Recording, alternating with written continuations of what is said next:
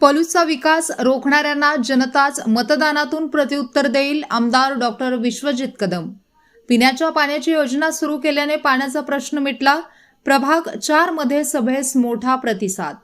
पलूस शहराचा विकास मुद्दाम थांबवणाऱ्या आणि केवळ खोट्या आश्वासनांची राजकारण करणाऱ्या विरोधकांना कैलासवासी पतंगराव कदम साहेबांनी बंद पडलेली यशवंत पाणी योजना पुन्हा सुरू करून पलूसच्या भविष्याला नवं आयुष्य दिल्याचे मत डॉक्टर विश्वजित कदम यांनी व्यक्त केले. समर्थ कॉलनीतील वॉर्ड क्रमांक 4च्या कोपरा सभेत बोलताना डॉक्टर कदम यांनी सांगितले, पलूस शहरातील उद्योगवाढ थांबवून शेतकऱ्यांची जमीन धोक्यात टाकणारे राजकारणी आज मोठमोठ्या घोषणा करतात, पण लोकांच्या हितासाठी प्रत्यक्ष मैदानात उतरून ऐतिहासिक निर्णय घेण्याची हिंमत फक्त कदम साहेबांनी दाखवली. यशवंत योजना पुनर्जीवित करणे हा पलूसच्या विकासाचा ऐतिहासिक निर्णय झाला होता.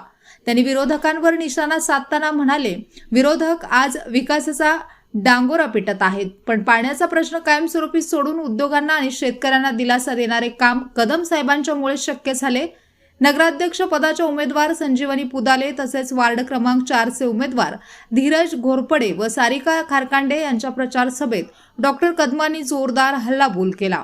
यावेळी राहिलेल्या उर्वरित कामे लवकरच मार्गी लागतील. पलूसच्या नागरिकांनी सर्व उमेदवारांना आशीर्वाद द्यावेत अशी भावना यावेळी व्यक्त केली. सांगली जिल्हा मध्यवर्ती बँकेचे संचालक महेंद्र लाड म्हणाले, शेतीला गतवैभव प्राप्त करून देण्यासाठी कैलासवासी पतंगराव कदम साहेबांचे खूप मोठे योगदान आहे. त्यांच्यामुळेच आज पलूस शहराचा विस्तार वाढल्याचा व बाजारपेठ वाढल्याची पाहावयास मिळत आहे. सक्षम नेतृत्वामुळेच विकास वाढत गेला. पलूसच्या सर्व मतदारांनी असाच विश्वास नगरसेवकांवर दाखवावा व त्यांना निवडून देण्यासाठी प्रयत्न करावेत असे आवाहन महेंद्र लाड यांनी केले.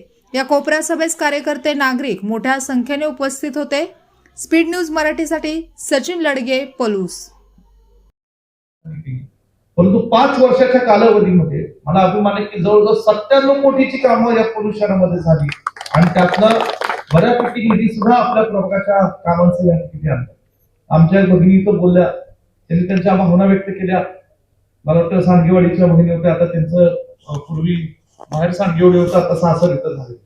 बरोबर आहे, काही गोष्टी शेवटी 10 पैकी 10 गुण हे मिळणं फार अवघड असतं, पण 10 पैकी 8 किंवा 9 गुण निश्चितपणे आमच्या नगरसेवकांनी मिळाले, हा मला आत्मविश्वास आहे. काही गोष्टी राहिल्या असतील, परंतु त्या राहिलेल्या गोष्टी पूर्ण करण्याची जबाबदारी विश्वजित कदम आणि आमचे सगळे नगरसेवक घेतील, हा विश्वास आणि शब्द तुम्हाला या ठिकाणी म्हणून